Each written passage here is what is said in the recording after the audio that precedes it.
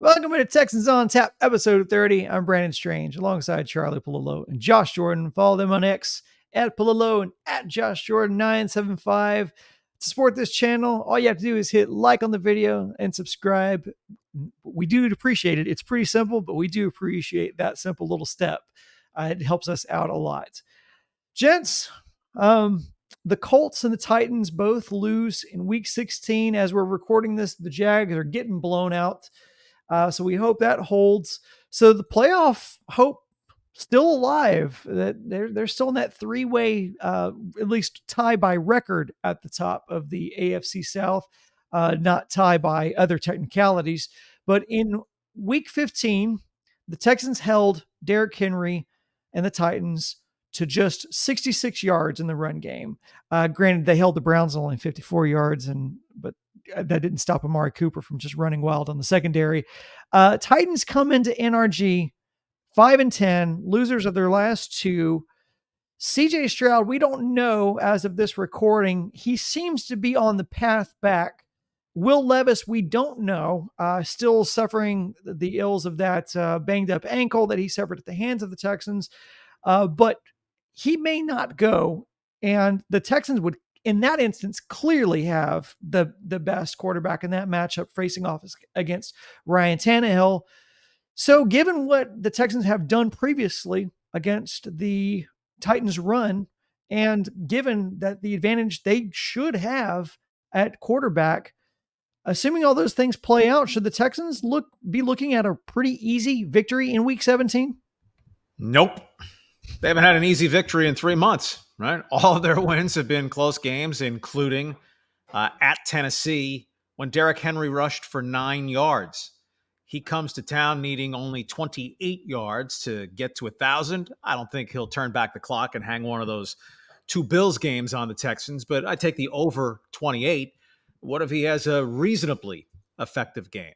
And the questions with the Texans, is Will Anderson back? Is John Grenard back on the other side? The war of attrition time of the season.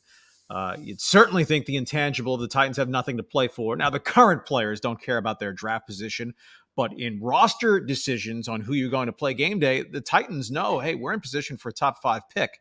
Why would we want to risk screwing this up and winning one of these final couple of games? But the Texans have beaten no one handily in 3 months. If they can get a lead and the Titans roll over and say, we're ready for the offseason, then perhaps, because heaven knows the Texans have been unpredictable week to week in terms of the outcome. But they have beaten no one like a drum. So unless the Titans hand them the sticks, I don't expect them to beat the Titans like a drum.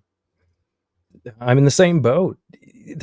They're just so up and down, the Texans. Some weeks you're just like, wow. And then some weeks you're like, ooh, this reminds me of what they've looked like the past couple of seasons. So, which, that's to be expected from a young team learning how to win. We've seen that their depth is just not great. When their starters start going down, the Texans really struggle. I know you could say that about any team, but you look at a team like the Browns, those teams that are a little better, they handle these things because it isn't their first year turning it around. There's a lot of fringe players on this team that you can't really count on in big moments. So we'll have to see. That the Grenard thing is huge. Really like to have him and Will Anderson back, as Charlie alluded to.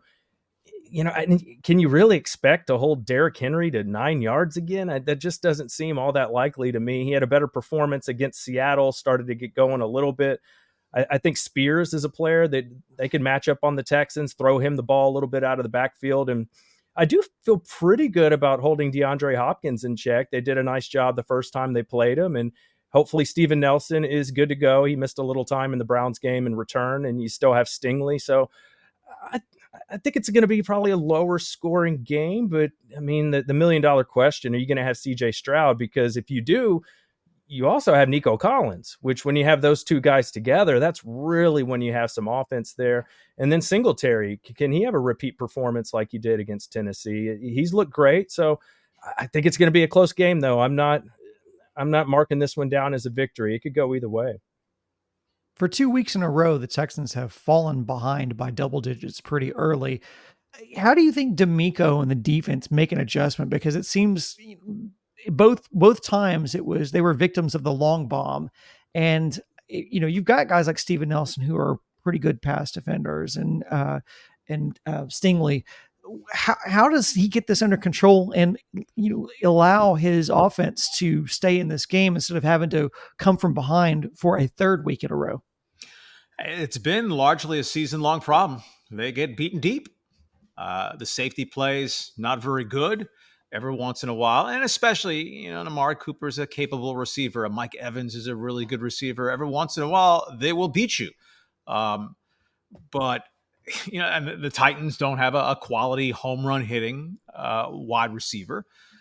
In terms of how do they get their arms around this, I really don't know, other than saying if your pass rush, if not getting home, as at least not letting the quarterback drop back 5-7 steps and let the receiver get 40, 50 yards down the field where you can wing it up there. And, well, two good things can happen. You can complete the pass, or maybe you draw a pass interference call.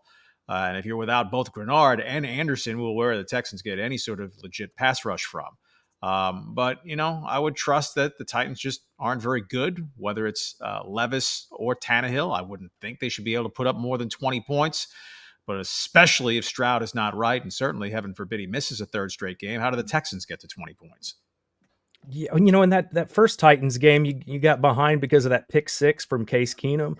So, maybe if you don't shoot yourself in the foot like that, that'll help. But there is a trend, explosive number one receivers are really kind of eating the Texans' lunch. I mean, Garrett Wilson in the Jets game, he killed you all day, and we saw what Amari Cooper did. And, as Charlie said, Mike Evans. So that's an issue, but they don't have a whole lot of that with the Titans. In that first matchup, we did see Treylon Burks. They tried to get him going. He finished with over 60 yards in that game. And even Chris Moore had almost 40 yards. So they were trying to find some other ways outside of Hopkins to get some explosive pass plays down the field.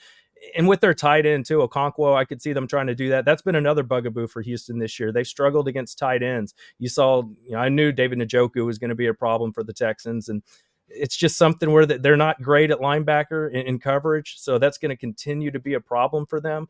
So he'll be a guy to watch, but they should win this game if CJ Stroud is healthy and ready to go. So let's just hope him and Nico get it going early, and Singletary's able to get going, and they can mix the pass and the run and take care of business here. Last three games, the Titans led Seattle in the fourth quarter, blew it. Led the Texans in the fourth quarter, blew it. Game before that, they won at Miami. So to think, oh, no way could the Titans come into Houston and win, there'll still be a pocket, decreasing in size year by year pocket of Titans fans in NRG Stadium. But the Texans just aren't good enough to be considered money in the bank against pretty much anybody. Yeah, the one thing I wanted to point out too, Mina Kimes tweeted out during the Texans-Browns game that the Houston defense allows the most yards per play on play action this season.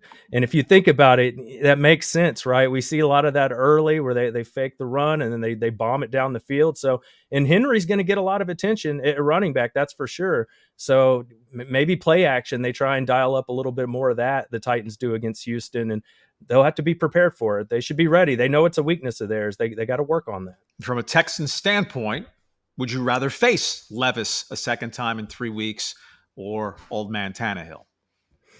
Well, it didn't matter against old man Flacco because Flacco absolutely carved him up. Although, again, going back to Josh's point, they don't have an Amari Cooper in the backfield, or excuse me, in the secondary. But the Titans the players may not be motivated by draft decision. They're going to be, or draft positioning rather. They're going to be looking at trying to get some revenge. So I would definitely think that there's going to be some motivation for those Titans players to come out, hitting on all cylinders against the Texans. That game left a bad taste in their mouth because they thought, and maybe rightfully so, that they should have had that win considering the lead that they have. And the lack of pass rush continues to kind of haunt the Texans. D'Amico has shown he's not really willing to do a lot of blitzing. He's hoping that his guys, the front four, can do the majority of the damage, and we'll see if that is the case against the Titans. On the other side of the ball, Devin Singletary, only 44 yards against the Browns.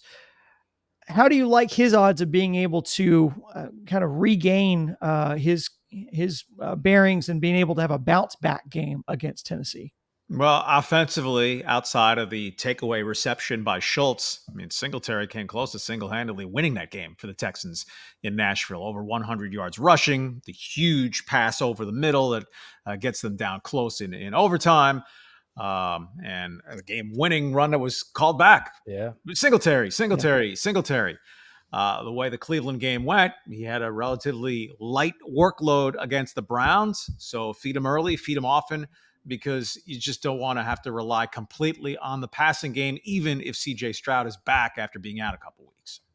Yeah, Singletary went for 121 on the ground, and then he went for an additional 49 through the air with 4 catches. I will be curious to see. Dameon Pierce kind of reminded everybody he's Dameon Pierce again in the Cleveland game.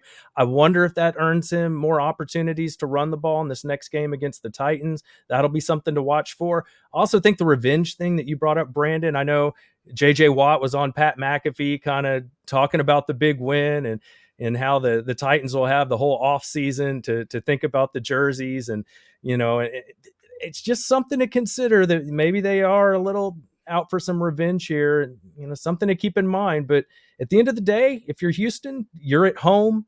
Hopefully you have your quarterback and you have an opportunity still to make the postseason. This is a game that they need to win. And, obviously always getting off to a good start is nice, especially when you've gotten off to just awful starts the last couple games. I think they're going to be some no-shows. It's New Year's Eve. Even though the playoffs are still there, it was just such a clunker against the Browns.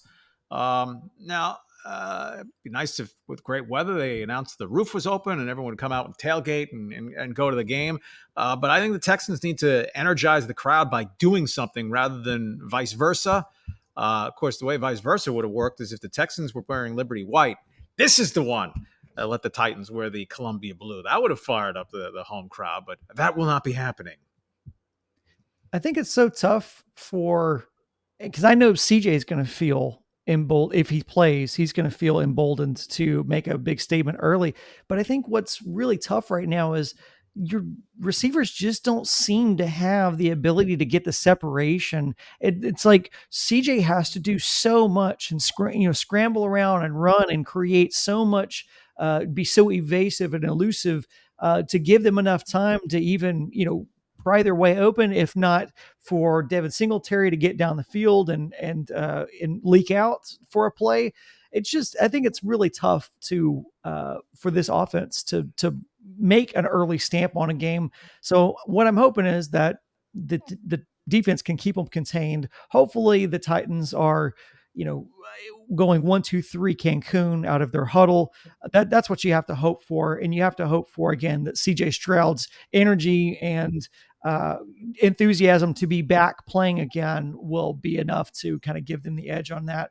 I think it's tough. We'll see, what happens. One of the things I did like, and I wanted to call out before we wrap this, was Frank Ross going with Dameon Pierce as a kickoff returner.